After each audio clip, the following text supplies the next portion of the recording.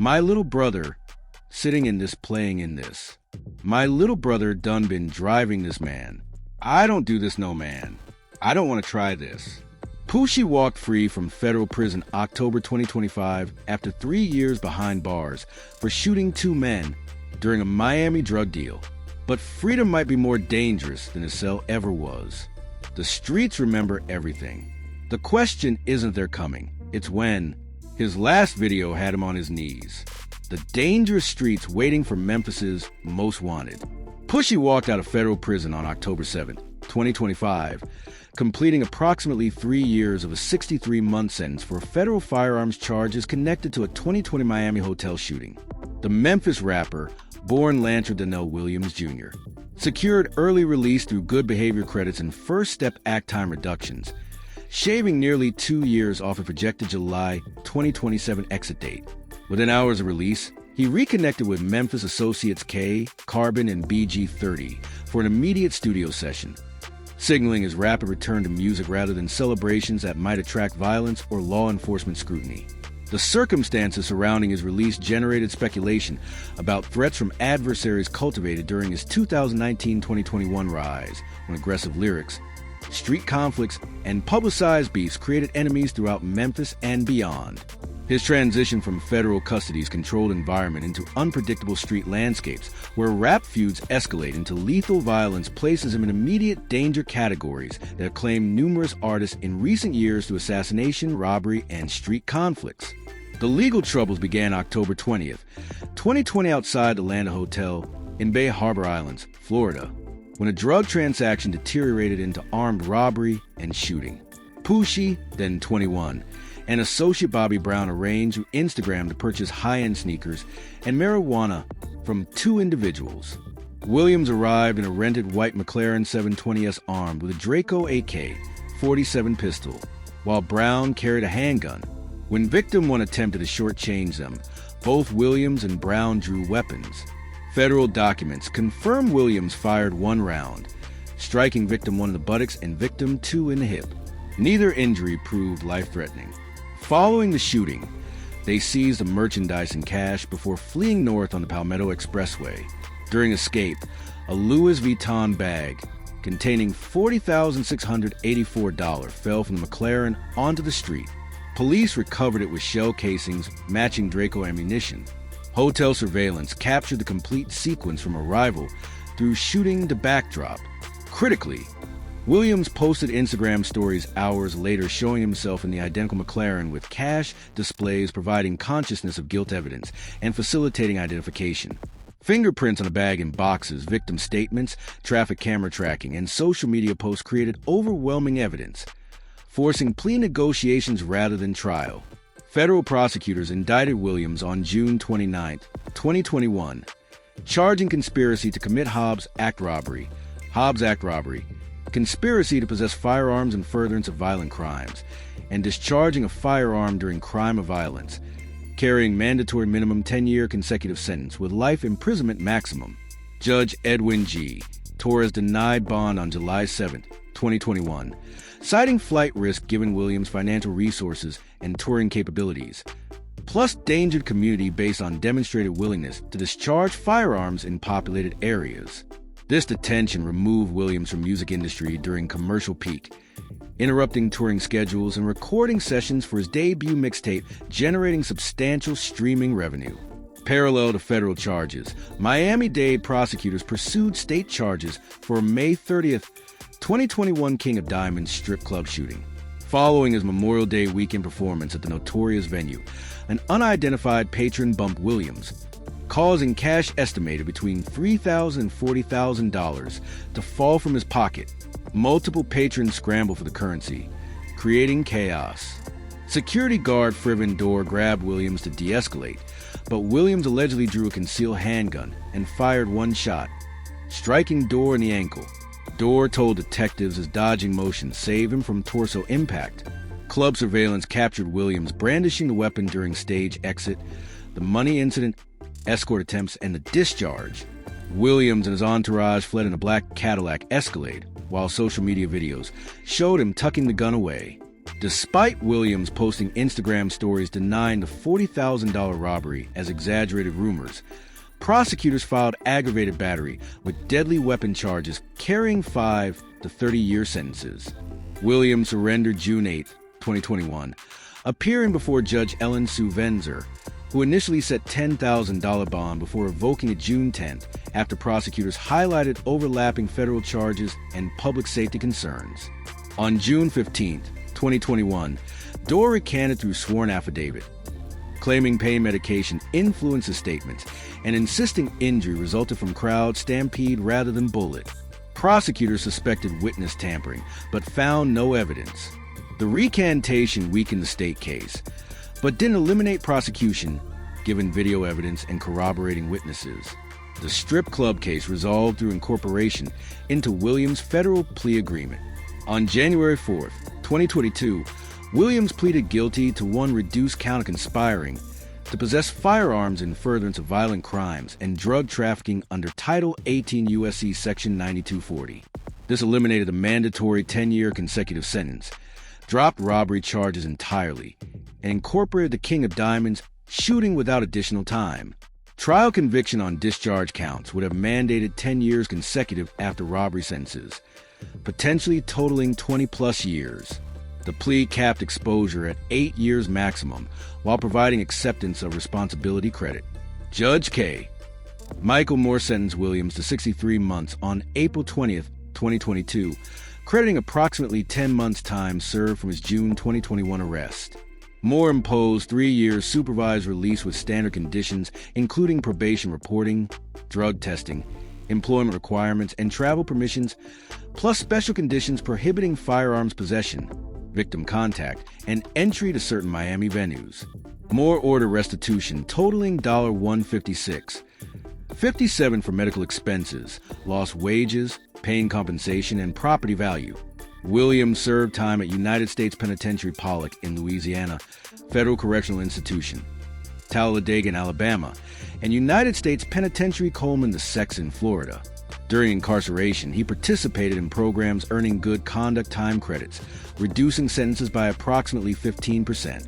He took the Armed Services Vocational Aptitude Battery Examination, completed First Step Act programming addressing criminal thinking, and engaged in physical fitness educational courses and recreation yard supervision jobs.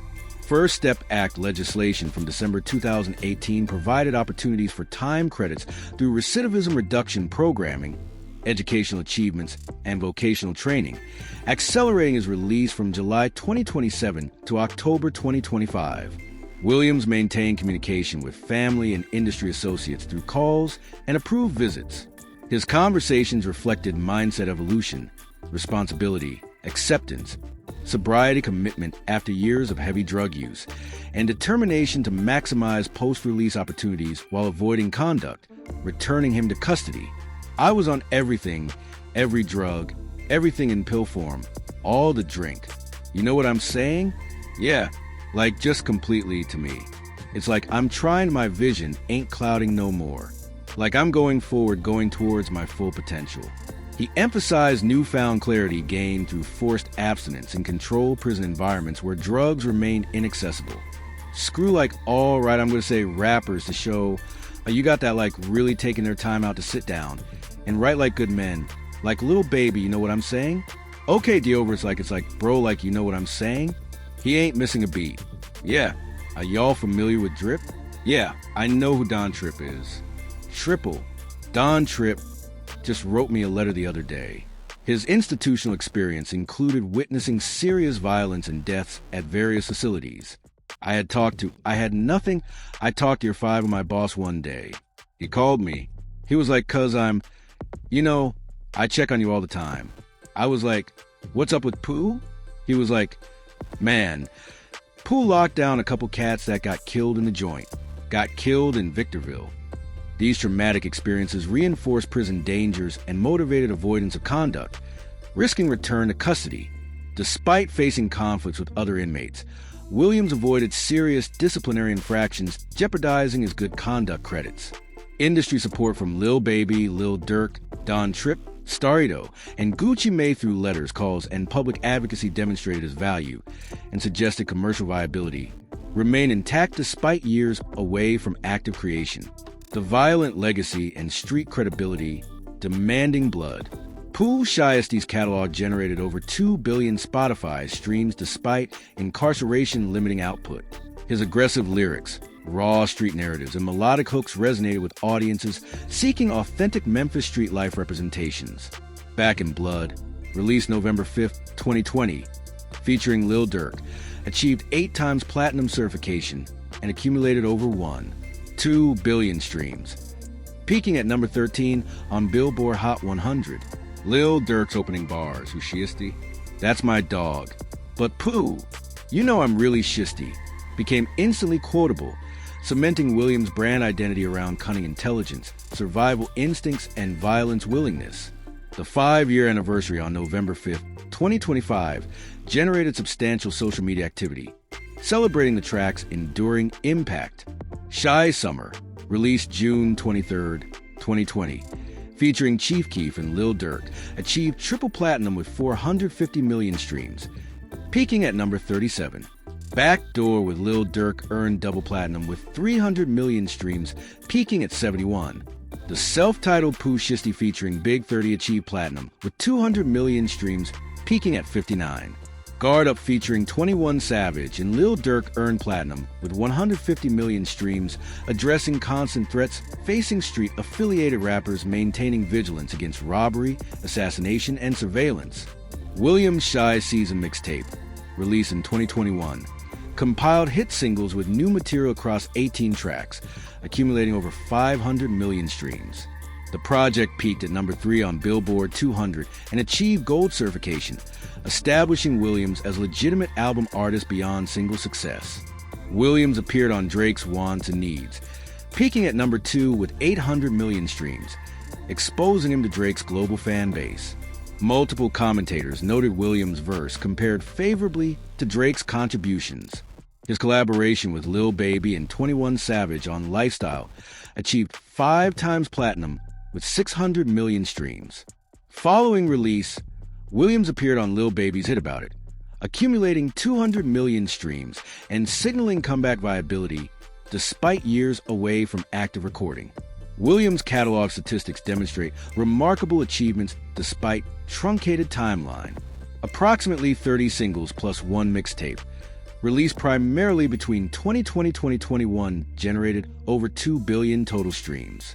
20-plus Recording Industry Association of America certifications established Williams among the most commercially successful artists emerging during 2020 when CO-19 disrupted traditional operations. Following October 2025 release, streaming data indicated 30% catalog increases, demonstrating sustained audience interest and suggesting strong commercial potential for new releases, capitalizing on comeback narrative and curiosity about how incarceration affected his artistic approach. However, Williams' aggressive content and public conflicts created substantial dangers, intensifying following release.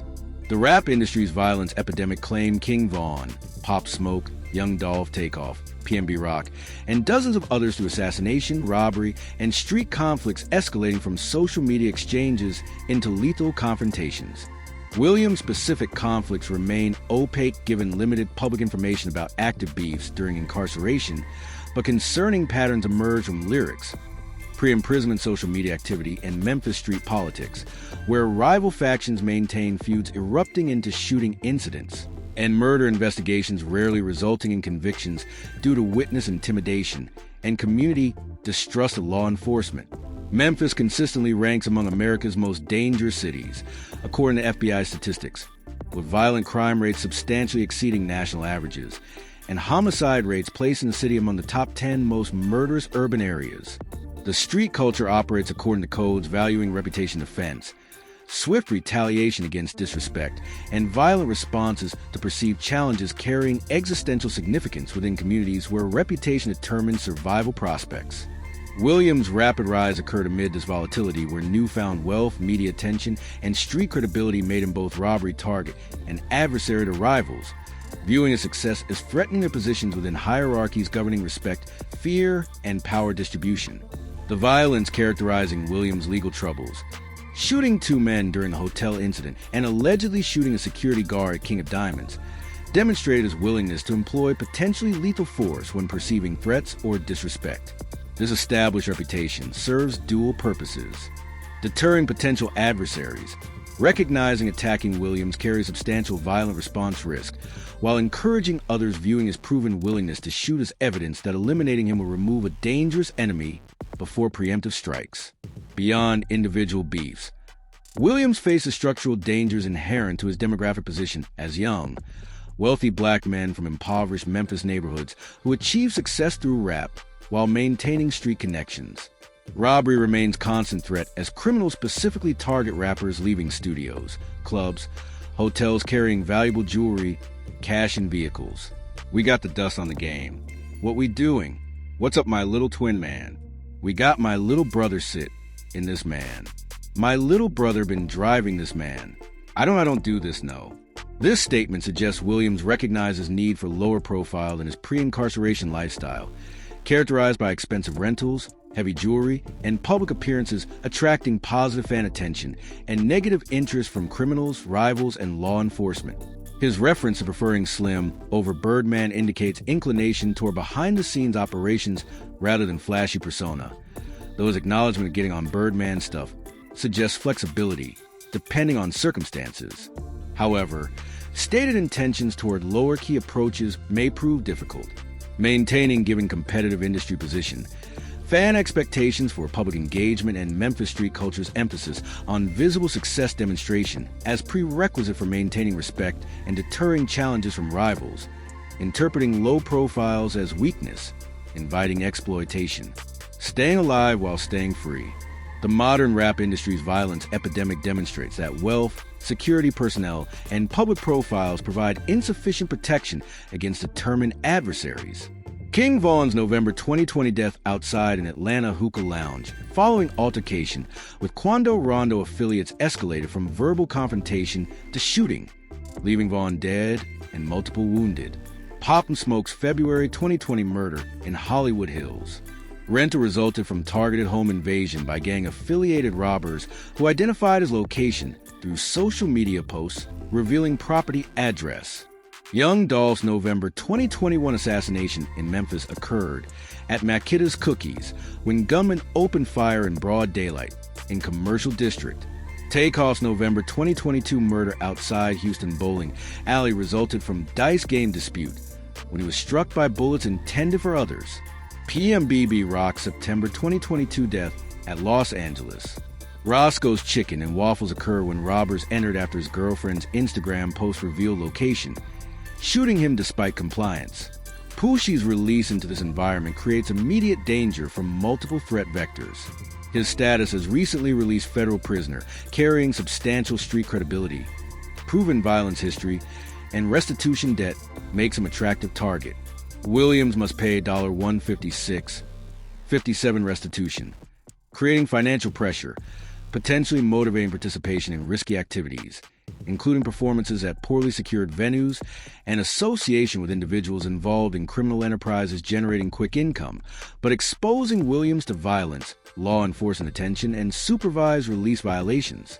His 3 years federal ally supervised release imposed restrictions requiring probation reporting, drug testing, employment participation, financial disclosures, travel permissions, and special conditions including firearms prohibition, victim contact ban, anger management counseling, and geographic restrictions. These conditions create technical violation risks returning Williams to prison without new criminal charges if probation officers document noncompliance. The supervised release extends until approximately April 2028, creating 3-year window balancing music career obligations requiring travel, public appearances, and social media engagement against supervision requirements designed for conventional release prisoners pursuing traditional employment rather than entertainment careers involving irregular schedules, interstate touring, late-night recording, and association with individuals potentially having criminal histories constituting prohibited contact. Williams' substance abuse history creates additional vulnerability as admitted heavy drug and alcohol use prior to incarceration might resume under celebrity lifestyle pressures, industry temptations, and self-medication for trauma, anxiety, and depression. Many recently released prisoners experienced during reintegration. I was out everything, every drug, everything in pill form, all the drink. You know what I'm saying? Like, just completely to me. It's like I'm trying my vision, ain't clouding no more.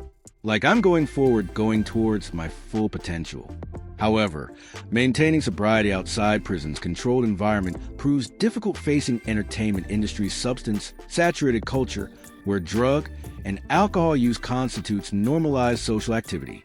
Williams' strategic approach will determine success navigating threat categories while building sustainable career-generating income, maintaining fan engagement, and establishing long-term financial security. His immediate studio session with K Carbon and BI-30 demonstrated priorities toward music creation rather than street activities or celebrations exposing him to violence or law enforcement. A successful project debut could generate substantial streaming revenue, touring opportunities, merchandise sales, and licensing deals providing financial foundation while demonstrating productive reintegration through legitimate employment. However, music success carries dangers beyond generic threats facing wealthy public figures. Williams' specific lyrical content, street affiliations, and violence reputation make him a particular target for rivals, seeking to enhance status by attacking successful adversaries, eliminate competitive threats before Williams reestablishes market dominance, or exact revenge for perceived disrespect contained in lyrics or public statements. His lyrics frequently reference specific conflicts, name adversaries, describe violent acts, and articulate disrespect in terms street codes interpret as requiring violent responses, maintaining honor and credibility. Williams' future lyrical content choices will affect safety and legal vulnerability. Continuing aggressive approaches, naming enemies, and describing violence might satisfy fan expectations and maintain street credibility, but increases danger from rivals feeling disrespected and prosecutors viewing lyrics as confession or conspiracy evidence. Moderating content toward less specific confrontational material might reduce risks, but could damage authenticity, core fan appeal, and market differentiation in crowded trap music field, where artists compete by escalating violence rhetoric to progressively extreme levels. Williams' criminal history and proven shooting willingness create complications regarding safety and freedom preservation. His supervised release conditions explicitly prohibit firearm possession, yet realistic threats might tempt illegal weapons acquisition for self-defense. Being caught with firearms would constitute serious supervised release violation, triggering immediate arrest and potential return to federal prison for years. Yet traveling unarmed in environments where rivals might attack creates vulnerability to potentially fatal violence weapons might prevent or deter. This impossible choice, risking death through legal compliance versus risking freedom through illegal self-protection, exemplifies tragic positions facing released federal prisoners attempting reintegrating into violent communities while satisfying stringent supervision requirements designed without consideration for lethal street realities. Williams' public statements about transformation suggest genuine commitment, avoiding behaviors returning him to prison. However, maintaining this perspective when facing real threats proves more difficult than abstract commitments made from prison's relative safety. When adversaries issue threats, when disrespect demands response according to street codes, Williams followed throughout life. When financial pressures mount and risky opportunities present themselves promising quick income, the discipline required to consistently prioritize legal compliance over immediate situational imperatives may prove unsustainable regardless of sincere intentions. The title Pooh Shiesty begs opts to not kill him after his release suggests desperation and vulnerability that publicly available information does not clearly substantiate. While Williams certainly faces substantial dangers from multiple sources, no verified reports establish he has explicitly begged adversaries for mercy or expressed public fear about assassination attempts following release. However, the title's provocative framing reflects legitimate concerns about Williams' safety given broader rap industry violence context. His specific conflicts in criminal history and structural vulnerabilities affecting recently released prisoners attempting navigating violent environments while complying with restrictive supervision conditions. Whether Williams has literally begged for protection remains unclear, but dangers facing him are undeniably real, and can materialize at any moment through robbery, assassination, or law enforcement action, and his freedom or life despite apparent intentions, focusing on music rather than street activities. His 5-year Back in Blood anniversary, occurring precisely on this script's composition date, creates poignant symbolism celebrating past success while contemplating uncertain future, where Williams must prove whether his expressed transformation represents genuine evolution or merely strategic prison rhetoric evaporating under freedom's pressures and temptations. Pooh Shiesty stands at the most precarious crossroads of his 24-year existence, balancing on razor's edge between redemption through sustained music, career success, and destruction through violence, incarceration, or death that has consumed countless artists from similar circumstances. His October 7th, 2025 release from federal custody activated countdown clock measuring whether 3 years of forced reflection, sobriety, and transformation rhetoric translates into behavioral changes, sustaining his freedom through the supervised release period extending to April 2028, or whether street pressures, financial obligations, substance temptations, and violence threats overwhelm his stated commitment to avoiding conduct returning him to prison. The mathematical calculation of Williams' survival prospects incorporates multiple variables beyond his individual willpower and strategic intelligence. Memphis street politics, where rival factions maintain blood feuds, rap industry violence epidemic claiming lives of Hop Smoke, King Von, Young Dolph takeoff, and PNB Rock through assassination and robbery. Financial pressures from 156,000 restitution obligations. Supervised release conditions prohibiting firearms possession while adversaries remain armed. Substance abuse history threatening relapse under celebrity lifestyle pressures and lyrical content choices affecting both street safety and prosecutorial scrutiny combine into equation where success requires threading impossibly narrow path between competing demands and contradictory imperatives. His catalog's 2 billion streams and Back in Blood's 8 times platinum certification demonstrate commercial viability, persisting through incarceration, suggesting comeback project capitalizing on anniversary momentum and fan anticipation could generate substantial revenue, establishing financial foundation, reducing pressure toward risky activities. However, music success amplifies rather than reduces danger by increasing robbery target value, intensifying rival artist jealousy, motivating violence, elevating law enforcement scrutiny, seeking supervised release violations, and creating public exposure, enabling adversaries to identify vulnerability windows for attacks. Williams expressed transformation during imprisonment, sobriety, commitment, responsibility, acceptance, family priority articulation, strategic career focus over street activities, provides optimistic indicators suggesting maturity, evolution, supporting successful reintegration. His immediate post-release studio session with K Carbon and Big 30 rather than celebrations expose him to violence demonstrated priorities aligned with probation officer expectations and long-term success requirements. His stated preference for low-key operation style over flashy public persona recognizes that discrete movement reduces multiple threat categories simultaneously. However, maintaining disciplined compliance when facing real threats rather than abstract principles tests resolve in ways phone calls from prison safety cannot replicate. When disrespect demands response according to street codes Williams followed throughout his life. When financial desperation creates temptation toward prohibited conduct generating quick income. When substance availability tests, sobriety commitment under stress, and trauma self-medication impulses. When adversaries issue credible threats requiring defensive responses potentially violating firearms prohibitions, the gap between stated intentions and actual behaviors determines whether Williams joins successful post-incarceration comeback narratives or becomes another cautionary tale about talented individuals destroyed by circumstances they cannot escape despite sincere transformation efforts. The title suggestion that Williams begs adversary for mercy lacks verification through public evidence, yet captures legitimate uncertainty about whether his proven violence willingness deters attacks or encourages preemptive strikes by rivals viewing him as dangerous enemy requiring elimination. His fate ultimately depends on choices made in coming months and years as he navigates impossible balancing act between music career obligations, supervision compliance, personal safety, and street code expectations that have destroyed numerous others attempting similar transitions.